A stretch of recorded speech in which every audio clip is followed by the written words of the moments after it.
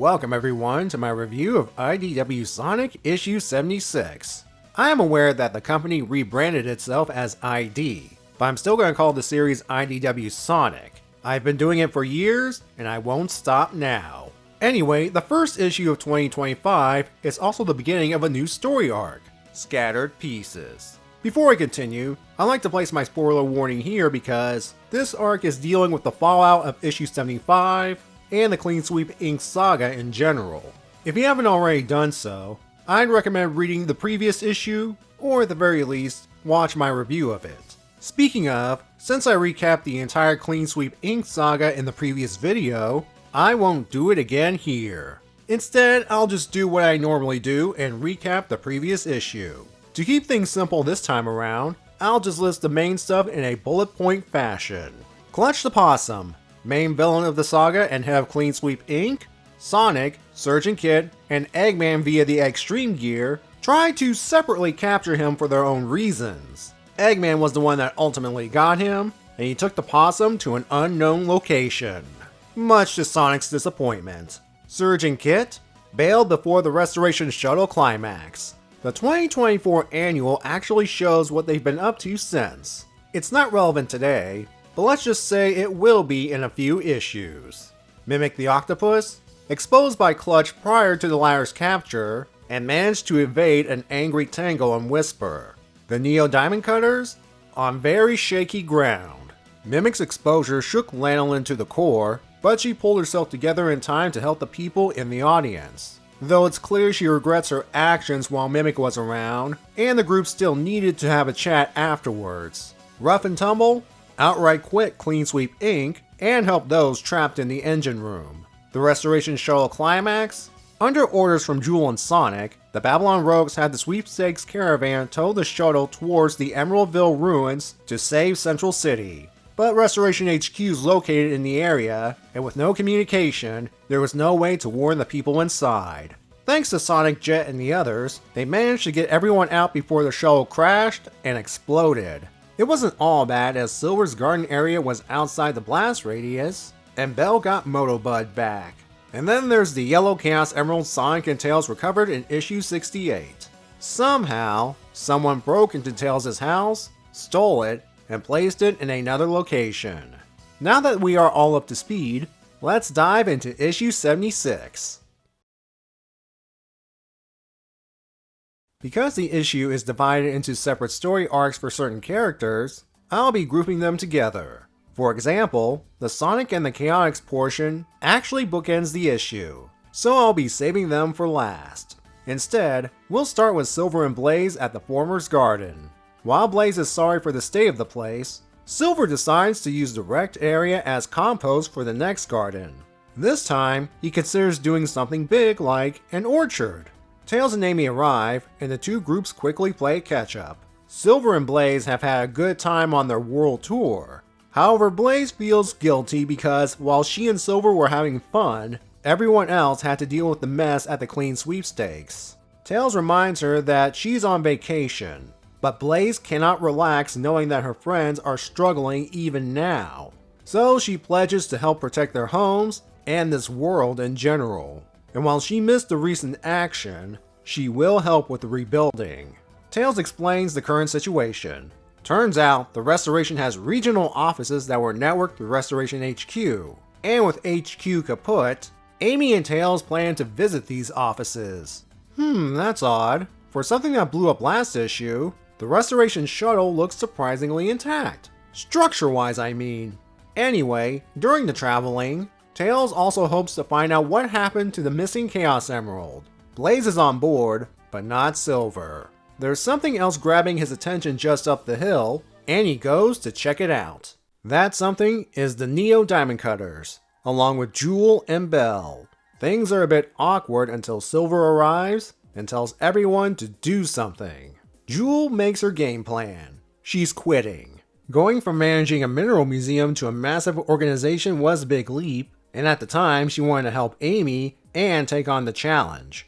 But her experience with Clutch revealed her naivete when it comes to running a large organization, as well as dealing with questionable individuals, and in the end, it cost them big time.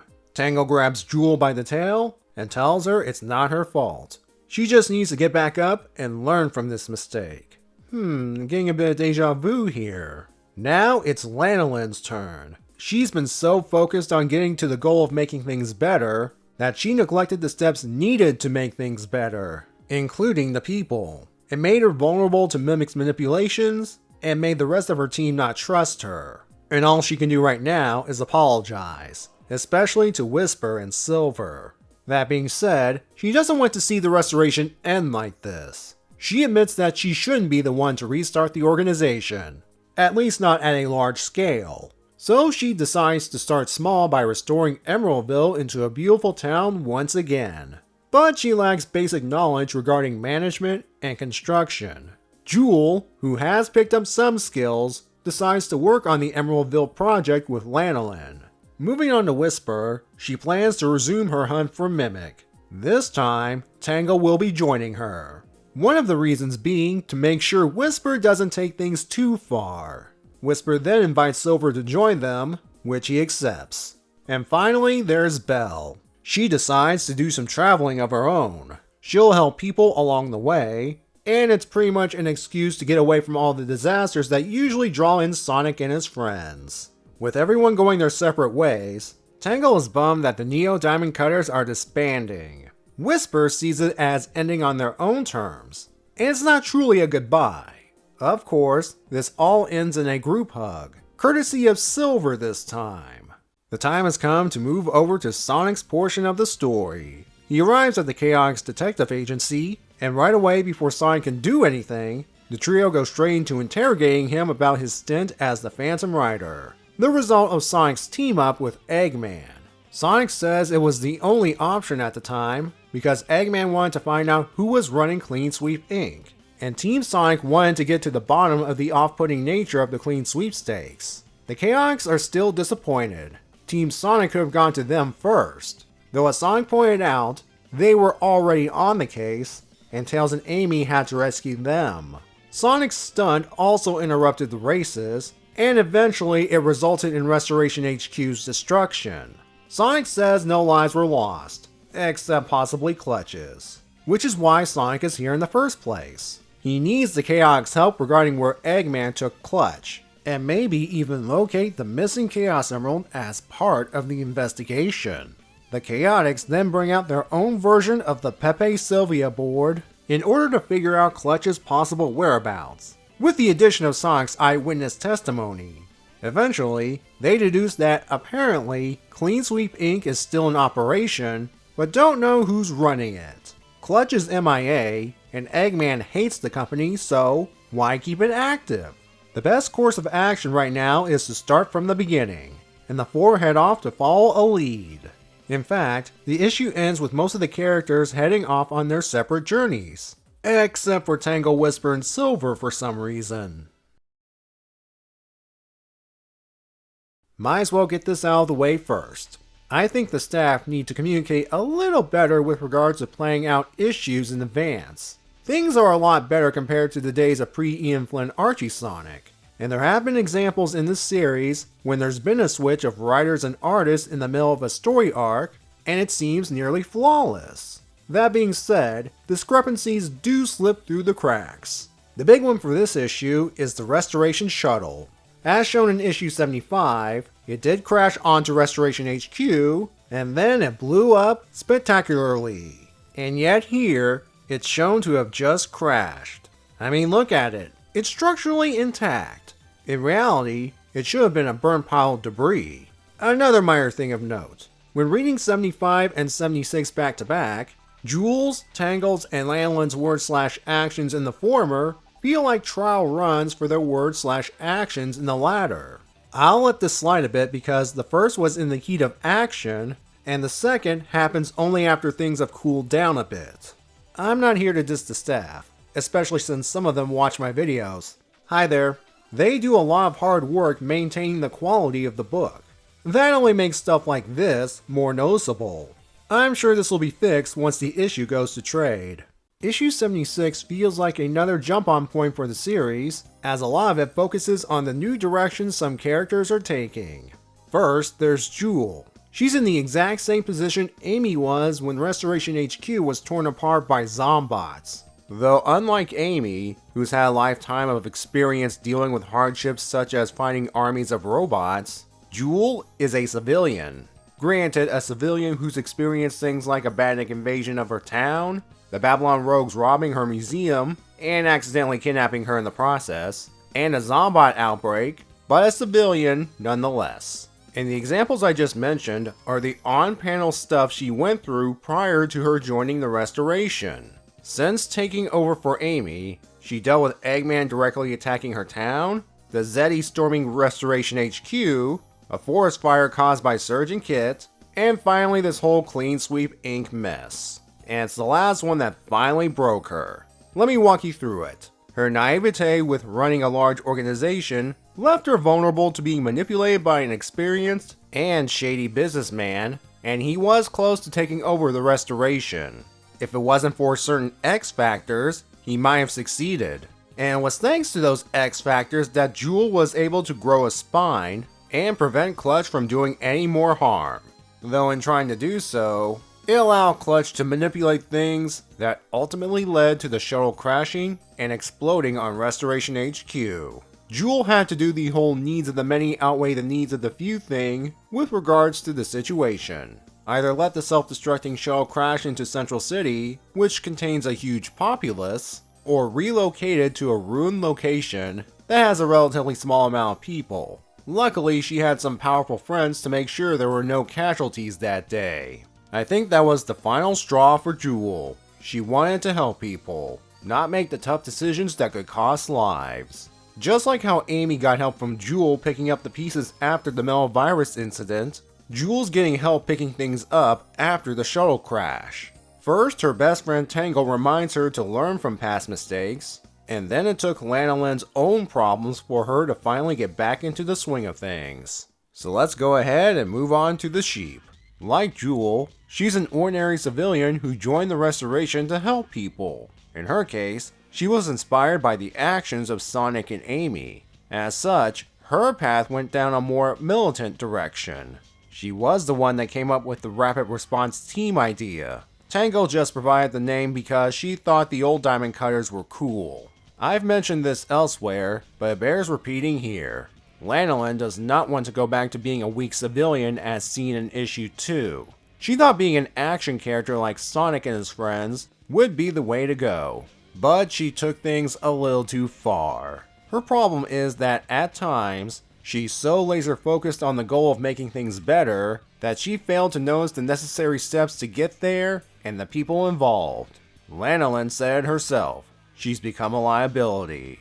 The incident involving Sonic's first outing as the Phantom Rider being a prime example, as she made an already chaotic situation worse by risking the lives of ordinary people. Then there's the whole Mimic debacle. Lanolin gravitated more towards Duo because she believed that he's an ordinary civilian like herself who wanted to make a difference. And let's be clear, at this point, her teammates Tangle and Whisper are nowhere near ordinary.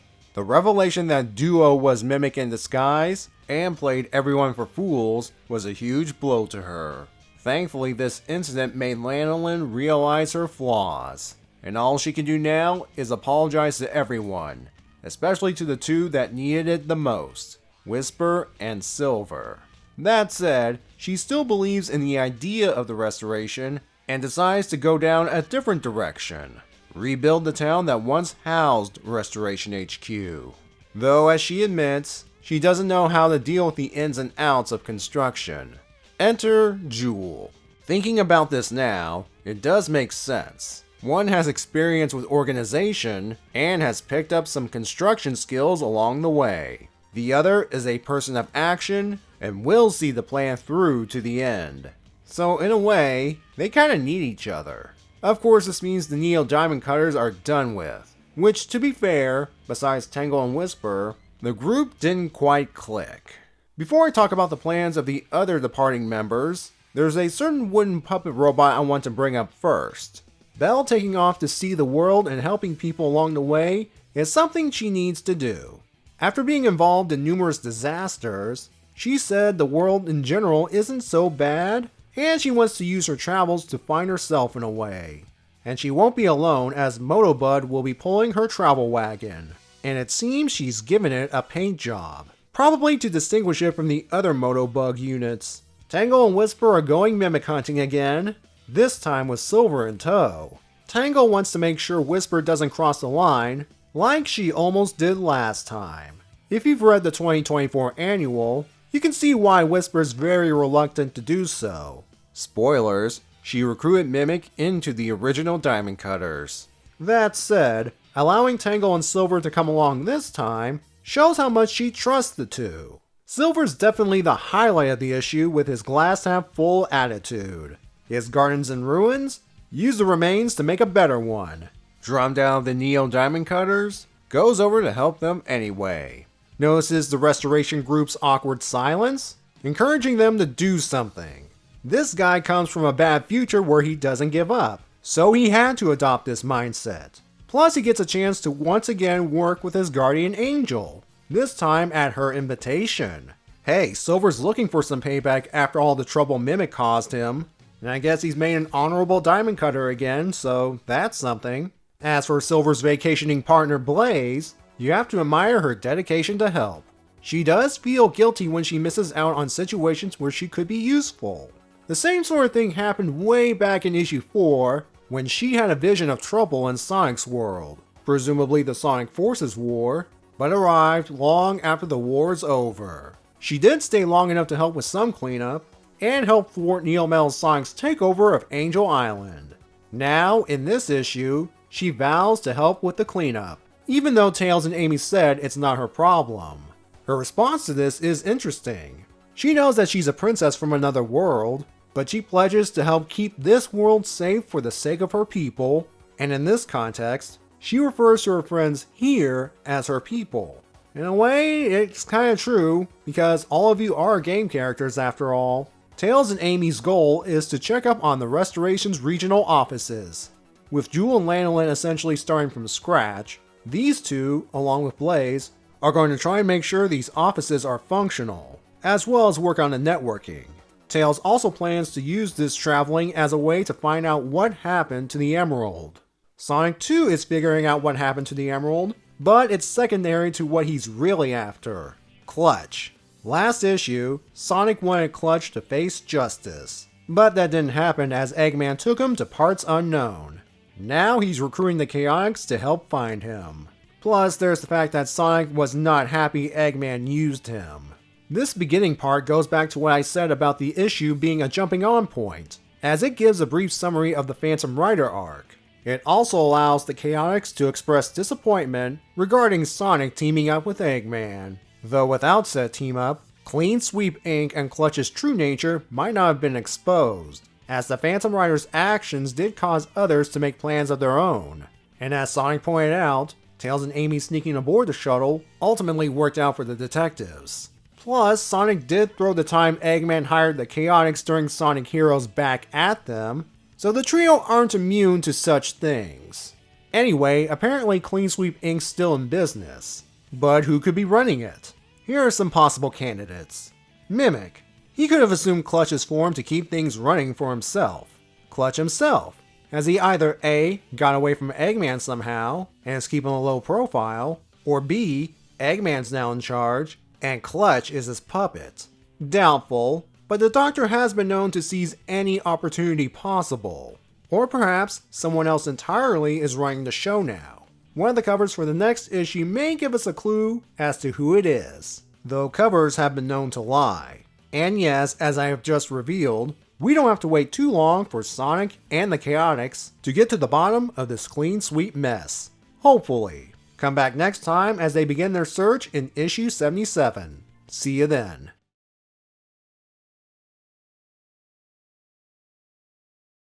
Look at all of these human locations Silver and Blaze have visited. Shamar, Holoska, and finally, Soliana. I keep wondering if they've gotten an inkling of deja vu when visiting the last location.